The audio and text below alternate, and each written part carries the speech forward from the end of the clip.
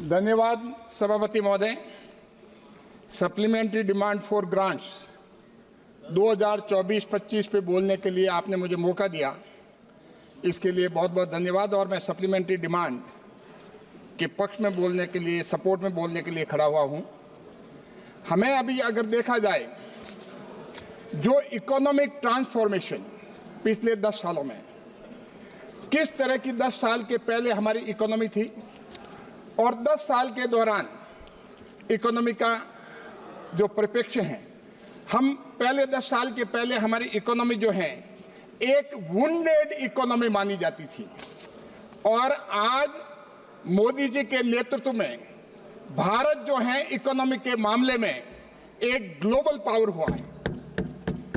एक हमारे पहले यह था कि हम फ्रेजाइल 5 जो सबसे कमजोर है विश्व में, 10 साल के पहले हमारी गिनती सबसे कमजोर 5 में मानी जाती थी। आज हमारी गिनती, हम विश्व में 5वीं लार्जेस्ट इकोनॉमी है, और आने वाले टाइम में अमेरिका और चीन के बाद में भारत का नाम होगा। ये मोदी जी के नेतृत्व में पिछले 10 सालों में काम हुआ है। अगर हम यूपीए के टाइम देखें, हमारे मित्र कांग्रेस के अभी ये बात कर रहे थे बड़ी बड़ी कि ये होना चाहिए, वो होना चाहिए। चलो, आपको मोदी जी पे विश्वास है, इसीलिए आप कहते हैं ये होना चाहिए। लेकिन मैं ये बता दूं, आपने 10 सालों के पहले 2014 तक आपका जो जीडीपी ग्रोथ है वो मात्र आपका 4.7% था, और आपका इन्फ्लेशन जो आप हमेशा बात करते हैं महंगाई की, वो आपका डबल डिजिट था। 10.92% आपका जो है वो महंगाई थी, और आपका फिस्कल डिफिसिट जो कि इतना कभी नहीं रहता है, उसमें यूपीए के टाइम में 5.8% था, और कैट जो ब्लीडिंग जो कर रही थी कैट, तो उसमें 4.8%, और करीब 6,80,000 करोड़ के प्रोजेक्ट थे वो रुके हुए थे। तो ये हाल इकोनॉमी का 10 साल के पहले था। और जहाँ तक, क्योंकि आप पूरे के पूरे देश की अर्थव्यवस्था का ध्यान नहीं रखे, आप भ्रष्टाचार में डूबे रहे, चाहे 2G स्कैम हो, उसमें 1,76,000 करोड़ का घोटाला था, और चाहे कोल स्कैम हो, उसमें 1,86,000 करोड़ का घोटाला था, चाहे कॉमनवेल्थ गेम से लगा के आदर्श चेन का करप्शन हो, हर तरह के जो हैं उसमें करप्शन में डूबे थे। इसलिए अर्थव्यवस्था का आपने ध्यान नहीं रखा। और अगर हम देखें तो पूरा जो है transform growth story into scam story. सभापति महोदय, ट्रांसफॉर्मेशन ऑफ गवर्नेंस की हम बात करें, इकोनॉमिक रिनाइसेंस की बात करें, तो जीडीपी ग्रोथ जो है वो 8.2% होकर के one of the fastest growing economy है भारत की। और हमारा इन्फ्लेशन जो है उनका 11 पॉइंट के पास था, ये इन्फ्लेशन जो है वो 5.4% पे रोक रखा है। और फॉरेक्स रिजर्व, पहली बार ऐसा हो रहा है, कितना forex reserve all time high, जो कि करीब 658.2 बिलियन डॉलर का फॉरेक्स रिजर्व है। और अगर हम देखें, ये कोई नंबर नहीं है, not just number, but these number are for nation building. और फाइनेंशियल इंक्लूजन की बात करें, पहले जो है बैंक, भले बैंक के नेशनलाइज हो गया, लेकिन गरीबों के लिए नहीं थे। अब आज की तारीख में बैंक गरीबों के लिए भी हैं, और डायरेक्ट बेनिफिट ट्रांसफर से खाते खोल करके उनके सीधे खातों में, करीब 34 करोड़ के खाते हैं, उनके सीधे खातों में पैसा जाता है। ये माना जाता था, राजीव गांधी खुद दुखी थे, मानते थे कि मेरे टाइम में मैं 1 रुपया बेचता हूँ और 15 पैसे पहुँचते हैं। ये उनके खुद का एडमिशन है। लेकिन आज मोदी जी 1 रुपया बेचते हैं तो 1 रुपया भी उनके खातों में पहुँचता है, किसी तरह का लीकेज नहीं होता है। और टैक्स रिटर्न की बात करें, पहले जो है एक टेरर था, आज विलिंगली जो लोग हैं वो टैक्स रिजीम में आना चाहते हैं। पहले 3.8 करोड़ टैक्स फाइल होती थे, अब 6.86 करोड़ हो गए। और जनधन अकाउंट जो करीब 48 करोड़, ये अपने आप में बहुत बड़ी बात है। तो हमारा जो है, हम जो है एक पहले उनका स्लोगन थे, उनके नारे थे, हम नारों से हटकर करके सॉल्यूशन की तरफ विश्वास करते हैं। मोदी जी ने नारों से दूर होके निराकरण कैसे हो, सॉल्यूशन कैसे हो। जहां तक इंफ्रास्ट्रक्चर और डेवलपमेंट की बात है, फिजिकल इंफ्रास्ट्रक्चर में हम देखें, एयरपोर्ट जहां 74 थे अब 149 है। प्रधानमंत्री ग्राम सड़क योजना 7,63,000 किलोमीटर। और मैं मेरी लोकसभा की बात करूं, मैं धन्यवाद देता हूं मोदी जी को कि करीब 550 करोड़ के जो प्रधानमंत्री ग्राम सड़क योजना बनी, एक कीर्तिमान स्थापित हुआ है। और रेलवेज की जहां बात है, 95% ब्रॉड गेज जो है वो इलेक्ट्रिफिकेशन हो चुका है। ये अपने आप में बहुत बड़ी बात है।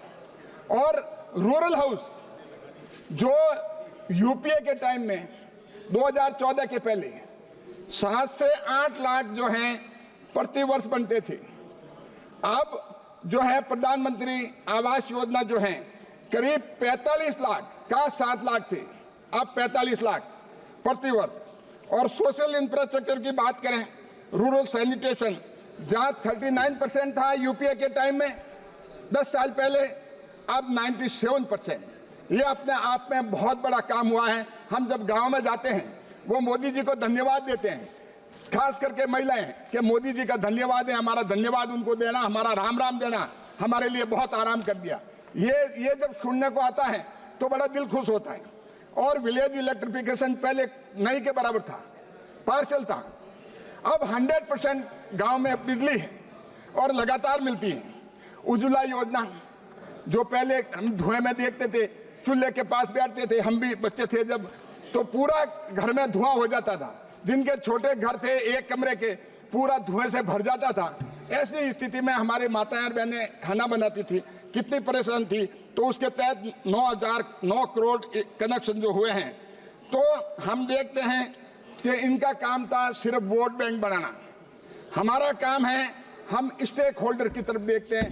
ये फर्क है सभापति महोदय दोनों में। और जहां तक हेल्थ केयर की बात है, क्योंकि इकोनॉमी जो है हर तरह से हेल्थ केयर के मामले में आयुष्मान भारत योजना का अचीवमेंट हम देखें तो 33 करोड़ कार्ड इश्यू हो चुके हैं। और हॉस्पिटल के एडमिशन 6 करोड़ 50 लाख एडमिशन, और सरकार ने कितना स्पेंड किया ये सब सोच ही नहीं सकते। आप ये आंकड़ा बता दें 10 साल के पहले का, और 10 साल के दौरान करीब 81,779 करोड़ जो हैं वो इलाज के लिए खर्च किया गया है मोदी जी के राज में पिछले 10 सालों में।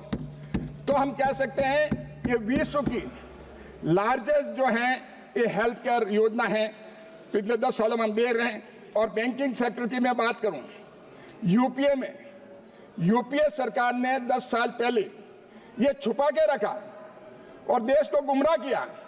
उन्होंने कहा कि एनपीए सिर्फ 2,50,000 करोड़ ही बताया गया रिकॉर्ड पे, जबकि एक्चुअल जो था वास्तविक वो करीब 8,50,000 करोड़ एनपीए था।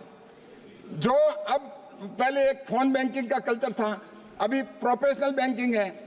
और इस एनपीए को आईबीसी ला करके उसको इम्प्लीमेंट करके रिजोल्यूशन करके बैंकों की हालत जो है वो अच्छी बनी है। तो एक रिजीम 10 साल पहले छुपाने वाली थी, कंसीलमेंट करने वाली थी, और पिछले 10 साल में एक ट्रांसपेरेंसी का जमाना आया है। और फ्यूचर विजन और प्रोजेक्ट की मैं बात करूं, पीएम गति शक्ति और 3 मेजर रेलवे कॉरिडोर जो हैं और इंडस्ट्रियल कॉरिडोर, मेरे पाली लोकसभा क्षेत्र में धन्यवाद देता हूं मोदी जी को कि उन्होंने 7,500 करोड़ का पाली में इंडस्ट्रियल कॉरिडोर के लिए पैसा दिया है। और जहां डिजिटल रिवॉल्यूशन की बात है, अपने आप में आज गांव का छोटा छोटा वेंडर वो भी अपने डिजिटल से अपना पेमेंट लेता है। ये फाइनेंशियल इंक्लूजन जो है ये बहुत बड़ी बात है। 12,000 plus crore digital transaction UPI से हुए, दूसरे और ट्रांजैक्शन और मैकेनिज्म से हुए वो काउंट नहीं कर रहा हूं। और पीएम स्वनिधि अचीवमेंट का जो है, अनऑर्गेनाइज सेक्टर भी बात कर रहे थे कि अनऑर्गेनाइज सेक्टर का क्या हो रहा है। अनऑर्गेनाइज सेक्टर में करीब 78 लाख स्ट्रीट वेंडर जो है जो उनको ऑर्गेनाइज सेक्टर में लाने का प्रयास किया जा रहा है, और 2,30,000 थर्ड टाइम क्रेडिट ले चुके हैं। उनकी क्रेडिट हिस्ट्री लगातार अच्छी हो रही है, और 11,000 करोड़ जो है कोलेटरल फ्री लोन दिया गया है। और पॉवर्टी एलिवेशन की बात करें, 25 करोड़ लोगों को जो गरीबी से ऊपर बाहर निकाला गया है, 80 crore receiving free food grains. अभी मनीष जी बात कर रहे हैं कि 140 करोड़ देशवासियों को क्यों नहीं देते। मुझे लगता नहीं कि मनीष जी खुद भी ये फ्री राशन लेंगे, तो ये चीज़ कहना बहुत आसान है। और 34 लाख करोड़ जो हैं आज तक डीबीटी से ट्रांसफर हुए। सभापति महोदय, 34 लाख करोड़ रुपया अगर राजीव गांधी जी की माने कि 15% पहुंचते थे, 85% लीकेज हो जाता था। अगर ये 34 लाख करोड़ उसमें से अगर लीकेज होता तो मुझे लगता है 25 लाख करोड़ तो लीकेज हो जाता, गरीबों के पास कुछ नहीं पहुंचता। ये स्थिति थी आज से 10 साल पहले। और जिस हिसाब से अभी जो मैं बताना चाहूँगा कि बजट अभी सप्लीमेंट्री डिमांड में पीएम किसान के लिए जो अनाउंस किया है मेन अलोकेशन करीब 3,132 करोड़ का, और शेड्यूल कास्ट के लिए सब प्लान के लिए 196 करोड़, ट्राइबल सब प्लान के लिए 127 करोड़, ये पहली बार हो रहा है। Total additional commitment 3,500 crore. और हमारे अभी कांग्रेस के साथी कह रहे थे कि भाई किसको बजट को जो है किसानों को क्या मिल रहा है। सभापति महोदय, मैं बताना चाहूंगा कि 20,000 करोड़ का बजट हुआ करता था यूपीए के टाइम में किसानों के लिए, और मोदी जी के टाइम में जो अभी 2024-25 का बजट है किसानों के लिए 1,50,000 करोड़। ये डिफरेंस है।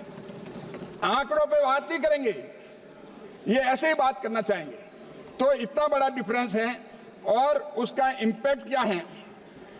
हमेशा इसका सबसे बड़ा इम्पैक्ट हुआ है कि इंक्लूसिव फार्मर वेलफेयर हुआ है, और हमने एससी और एसटी को टारगेट किया है directive principle of state policy को ध्यान में रखे।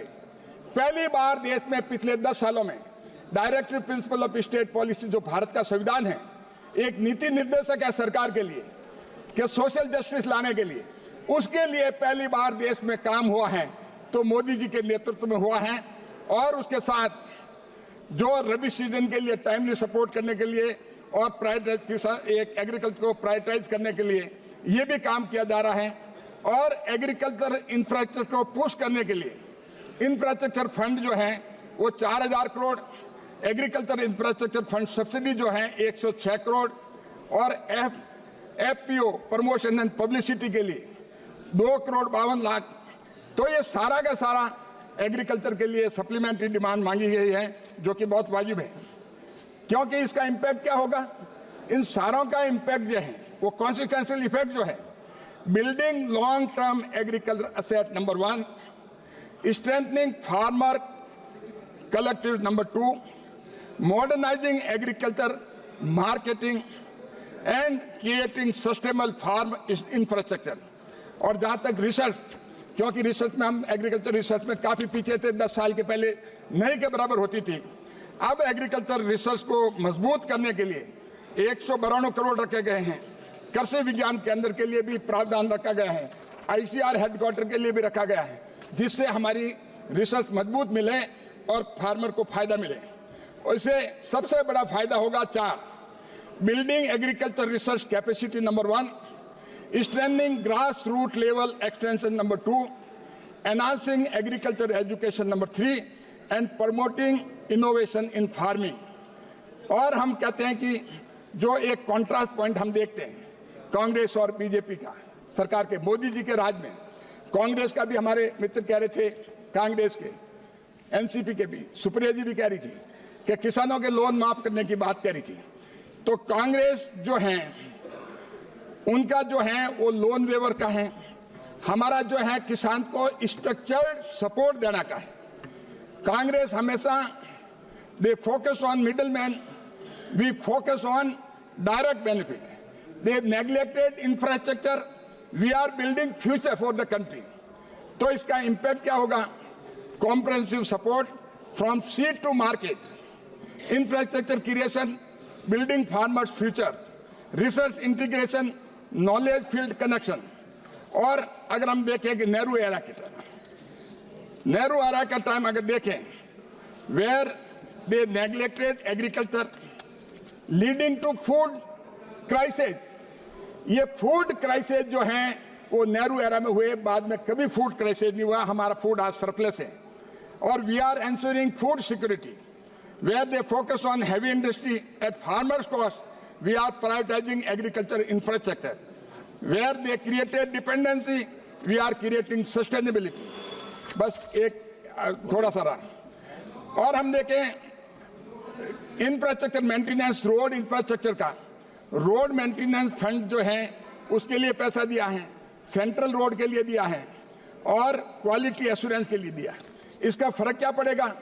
Number 1, ensure quality maintenance of existing infrastructure, continuous modernisation of road network, investment in research and development, enhancement of the road quality standard और road safety initiative. ये अपने आप में बहुत बड़ी बात है.